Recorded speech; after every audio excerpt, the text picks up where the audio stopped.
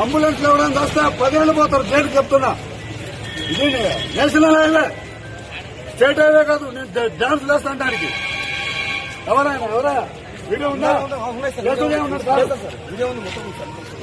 ఎవరైనా చెప్పు. ఏమి ఊరిపోయే రోడ్ అదేమన్నా 100 ఫోన్లు సార్ అంబులెన్స్ లో చచ్చిపోతున్నామని అందరి మీద కేసులు చేయమన్నారు. వీడియో ఉన్నారా? పత్రికలు లేకుండా రండి ఒకసారి చెప్తా. ఉన్నాయి సార్, చెప్పండి. రండి. అందరికి రైతులకు కూడా తెలియజేయండి.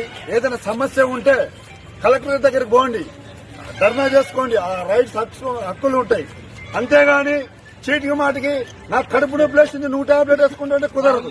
ఇది నేషనల్ హైవే.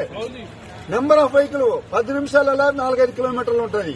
మనకు తెలుసు కర్నూలు నుంచి హైదరాబాద్ కు ఎంతమంది పేషెంట్లు హైయెస్ట్ ఫాస్ట్ గా వెళ్తుంటారు.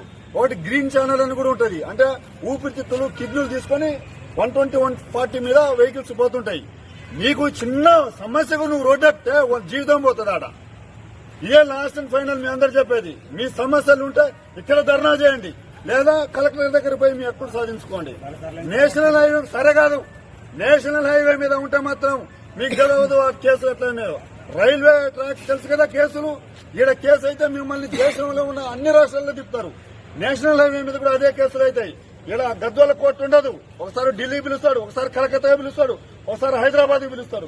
మీకున్న ఆస్తులు అమ్ముకున్నా కూడా తిరగడానికి చేత కాదు. రాకపోతే 2వ రోజు అరెస్ట్ చేసి చేయలేమంటాడు.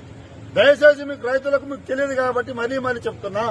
మీకు సమస్య ఉంటే ఈడ కూర్చోండి, కాటన్ మిల్లు బంద్ చేసుకోండి, లేదా కలెక్టరేట్లోకి వచ్చి కలెక్టరేట్తో మాట్లాడండి.